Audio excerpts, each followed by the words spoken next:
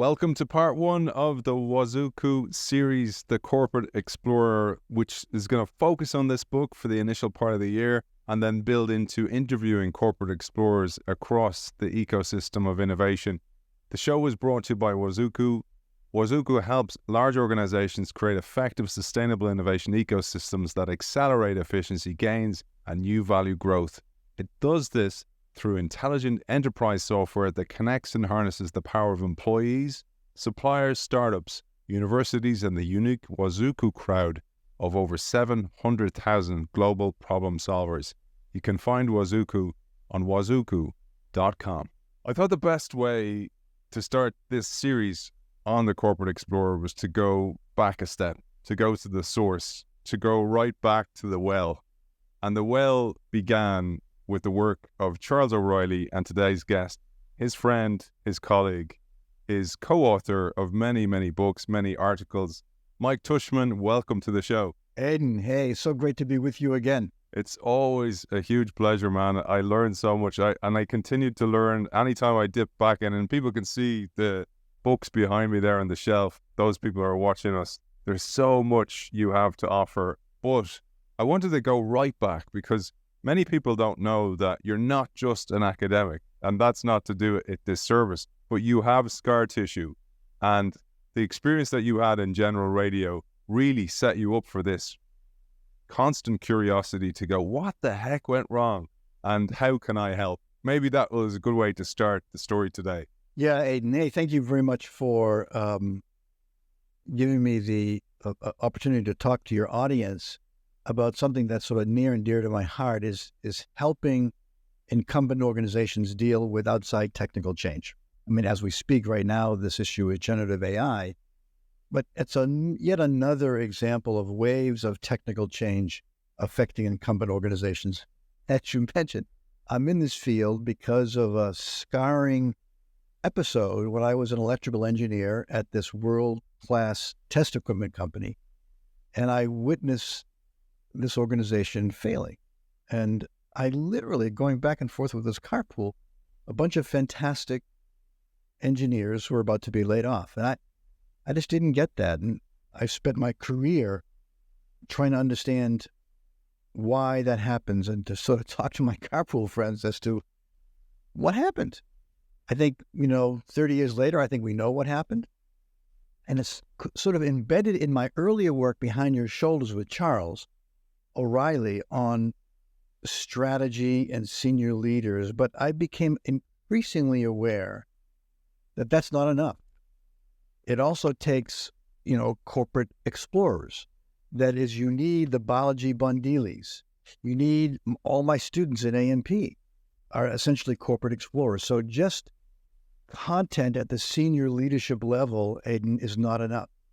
And the beauty of this corporate explorer work we have done with Andy, and now with the Corporate Explorer Fieldbook, with Corporate Explorers, is to get at this notion it's both top down and bottom up. There was 3 questions that came out of that experience with General Radio, and I thought we'd just address them, and please don't feel that you have to answer them individually, but the first you talk about in the book is, why is it that successful firms like General Radio frequently fail at the key moments of industry transition? The second is, what can they do to be more dynamic and adaptable at these critical points? And the third is, how do they execute these changes? These are still prevalent today. You mentioned generative AI. There's more and more of these changes coming. And as the world becomes more digital, we need to adapt much, much faster. So the key issue on why this happens, or the key issues around why this happens, Aidan, and what to do about it, are sort of around this issue of a paradox. That is, the very things that make organizations super successful now get in the way of them dealing with either open innovation, distributed innovation, or generative AI.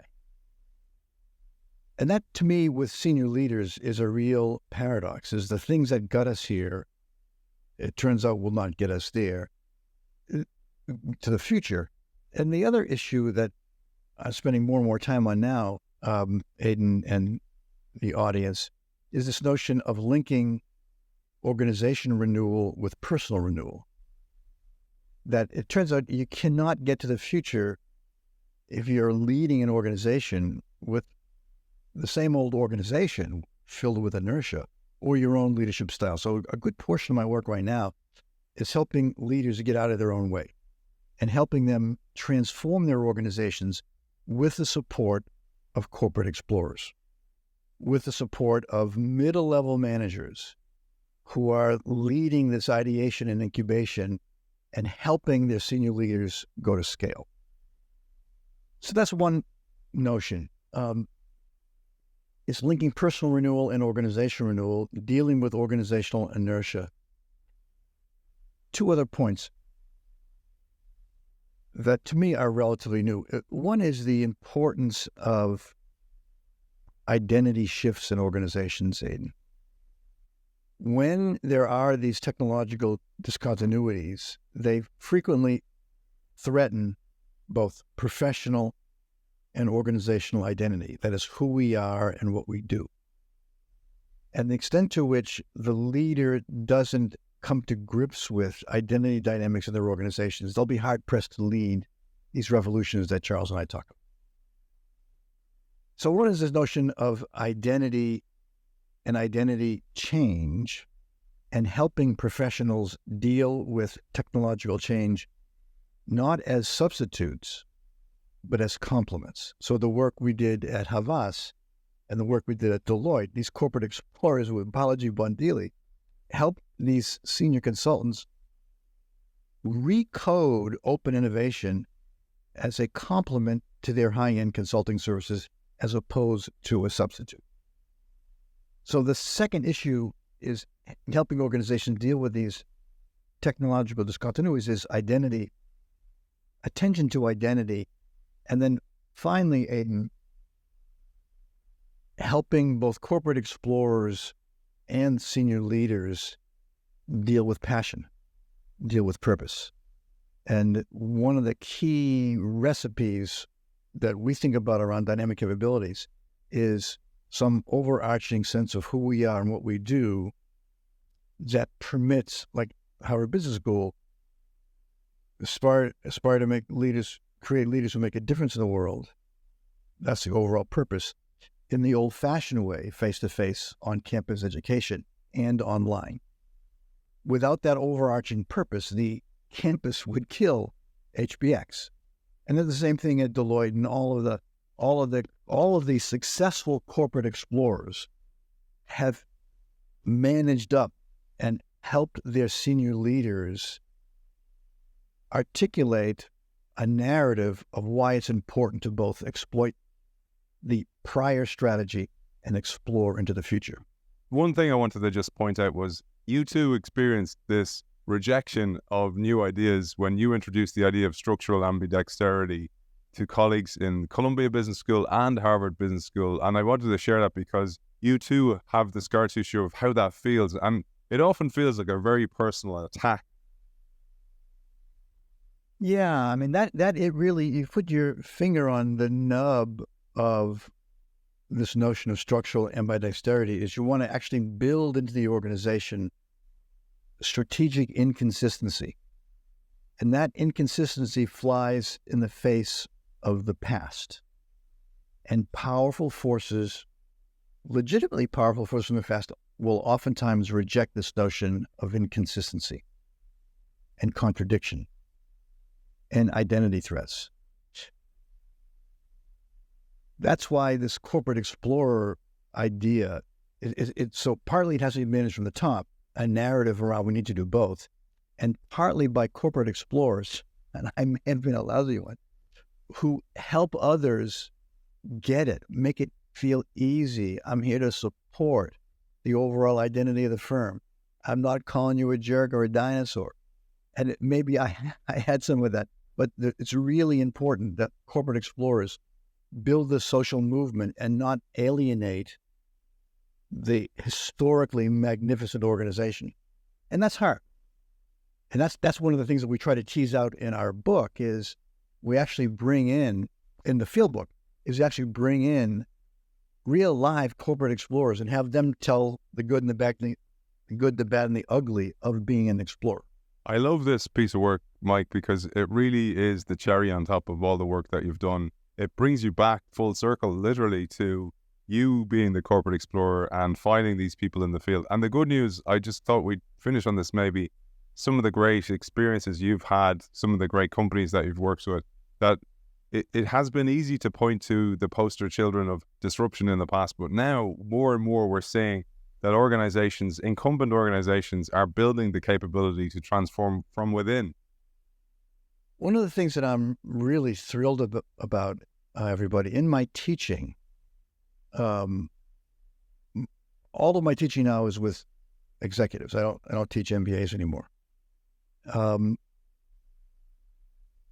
And I'm struck with ideas on structural ambidexterity, social movement, corporate explorers, giving senior leaders models that they can actually use, giving them tools that they can actually use for themselves in their own renewal and in their organization's renewal.